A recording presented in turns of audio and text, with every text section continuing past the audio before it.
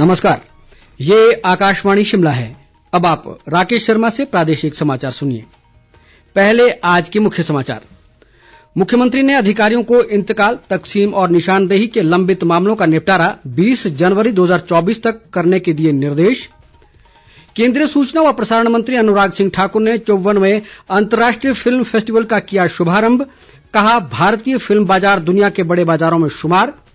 राज्यपाल शिव प्रताप शुक्ल ने भारतीय लेखा परीक्षा व लेखा सेवा के प्रशिक्षु अधिकारियों से कर्तव्य निष्ठा से काम करने का किया आह्वान। और राजीव गांधी स्वरोजगार स्टार्टअप योजना के तहत ई टैक्सी योजना शुरू, पहले चरण में 500 परमिट होंगे जारी।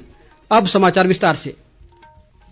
मुख्यमंत्री सुखविंदर सिंह सुक्खू ने अधिकारियों को इंतकाल, तकसीम और निशानदेही के लंबित मामलों का निपटारा 20 जनवरी 2024 तक करने के निर्देश दिए हैं। उन्होंने आज शिमला में प्रदेश में लंबित राजस्व मामलों की समीक्षा की और सभी उपायुक्तों को मिशन मोड पर लंबित मामलों का निपटारा करने के निर्देश दिए। मुख्यमंत्री ने कहा कि जन समस्याओं का निपटारा राज्य सरकार की प्राथमिकता है। ऐसे में सरकार लंबित राजस्व मामलों की संख्या शून्य करना चाहती है। उन्होंने कहा कि प्रदेश में काफी संख्या में राजस्व मामले लंबित है, जिनका तुरंत निपटारा करना जरूरी है और सभी अधिकारी इस मामले पर गंभीरता से कार्रवाई करें। मुख्यमंत्री ने कहा कि प्रदेश भर में 30 व 31 अक्तूबर को आयोजित इंतकाल अदालतों के परिणाम बेहतर रहे और इंतकाल के लंबित 41,907 मामलों में से 31,105 का निपटारा कर दिया गया। उन्होंने कहा कि आगामी 1 और 2 दिसंबर को फिर से प्रदेश में इस प्रकार की विशेष अदालत का आयोजन किया जाएगा, जिसे राजस्व लोक अदालत का नाम दिया गया है। मुख्यमंत्री ने कहा कि इस विशेष अदालत में इंतकाल के साथ साथ तकसीम के लंबित मामलों का प्राथमिकता के आधार पर निपटारा किया जाएगा। केंद्रीय सूचना व प्रसारण और खेल मंत्री अनुराग सिंह ठाकुर ने कहा है कि भारत में मीडिया और एंटरटेनमेंट इंडस्ट्री की ग्रोथ सालाना 20% है। गोवा में आज 54वें अंतर्राष्ट्रीय फिल्म महोत्सव के शुभारंभ अवसर पर उन्होंने कहा कि हम दुनिया के 5 सबसे बड़े बाजारों में से एक हैं। अनुराग सिंह ठाकुर ने कहा कि फिल्म बाजार दक्षिण पूर्व एशिया का ही नहीं बल्कि पूरी दुनिया के बड़े बाजारों में एक है। भारत में जो ग्रोथ है मीडिया एंड एंटरटेनमेंट इंडस्ट्री की, वो 20% सालाना, और आज हम दुनिया के 5 सबसे बड़े बाजार में से एक। और जिस तरह से इस बार का रुझान देखा गया है, को प्रोडक्शन में 19 देशों से 142 प्रोजेक्ट्स आना अपने आप में दिखाता है कि लोगों का इंटरेस्ट बहुत बड़ा है। और इसी तरह से एक और नया सेक्टर जहां book to screen, book to box office की अगर हम बात करें तो आपको एक अवसर मिलता है अपने काम को स्क्रीन तक ले जाने का, बॉक्स ऑफिस तक ले जाने का। तो इसमें भी लगभग 59 सबमिशंस आई हैं। ये अपने आप दिखा रहा है कि कैसे इफी एक बड़ा प्लेटफॉर्म बना है। और विशेष तौर पर बाजार में फिल्म बाजार साउथ ईस्ट एशिया का ही नहीं, अब दुनिया के बड़े बाजारों में से एक। और ये फिल्म बाजार के बढ़ते हुए कदम मीडिया एंड एंटरटेनमेंट इंडस्ट्री के लिए अच्छे कदम भी हैं। और मुझे पूर्ण आशा है जिस तरह से हजारों पिक्चरों का इस बार सबमिशन हुआ है इंटरनेशनल फिल्म फेस्टिवल के लिए, ये लगातार इफी के बढ़ते कदम को दिखाता है। अनुराग सिंह ठाकुर ने विश्व स्तर पर फिल्म उद्योग में हॉलीवुड के दिग्गज माइकल डगलस के विशिष्ट कार्य और उनके महत्वपूर्ण योगदान की सराहना भी की। उन्होंने कहा कि ये महोत्सव फिल्मों के प्रति गहरे जुड़ाव और प्यार को बढ़ावा देने और उसे विस्तारित करने, लोगों के बीच परस्पर समझ और सौहार्द सेतु का निर्माण करने का प्रयास कर रहा है।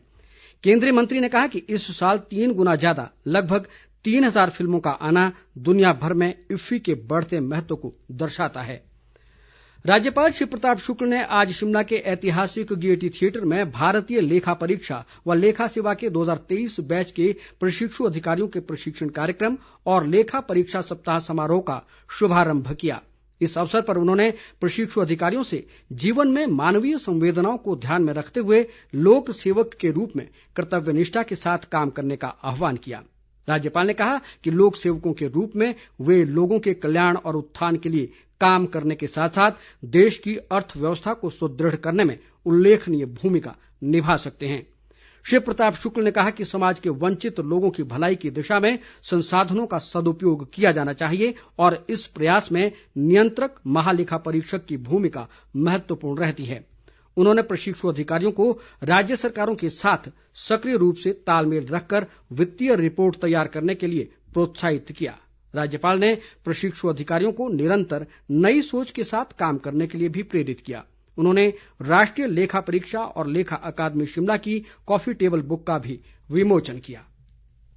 विधानसभा अध्यक्ष कुलदीप सिंह पठानिया ने राज्य के चहुमुखी विकास और बेहतर रोजगार सृजन व आर्थिक संसाधनों के लिए सभी राजनीतिक दलों में आपसी तालमेल पर बल दिया है।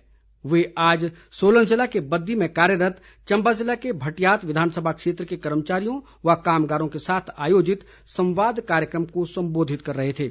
उन्होंने कहा कि प्रदेश को आर्थिक रूप से आत्मनिर्भर बनाने और रोजगार व स्वरोजगार के क्षेत्र में व्यापक संभावनाओं के लिए सभी को मिलकर काम करना होगा।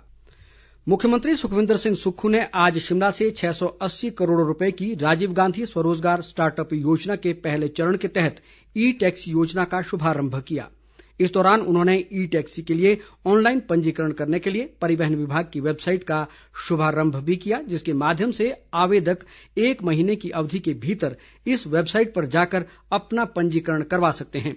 मुख्यमंत्री ने कहा कि पहले चरण में ई टैक्सी के लिए 500 परमिट जारी किए जाएंगे और आने वाले समय में मांग के आधार पर परमिट की संख्या बढ़ाई जाएगी। उन्होंने कहा कि राज्य सरकार ई टैक्सी की खरीद के लिए युवाओं को 50% सब्सिडी प्रदान कर रही है और इस योजना के तहत ऋण लेने की शर्तों में भी ढील दी जाएगी। उप मुख्यमंत्री मुकेश अग्निहोत्री ने आज उद्योग मंत्री हर्षवर्धन चौहान की उपस्थिति में ऊना जिला के बाथू में 1 करोड़ 35 लाख रुपए की लागत से निर्मित बल्क ड्रग पार्क के कॉरपोरेट ऑफिस का शुभारंभ किया। इसके अलावा उन्होंने क्षेत्र में करीब 55 करोड़ रुपए की विभिन्न विकास योजनाओं के लोकार्पण और शिलान्यास भी किए। बाद में बाथू में आयोजित जनसभा को संबोधित करते हुए उप मुख्यमंत्री ने कहा कि हरोली विधानसभा क्षेत्र वर्तमान में विकास के मामले में प्रदेश का अग्रणी क्षेत्र बनकर उभर रहा है।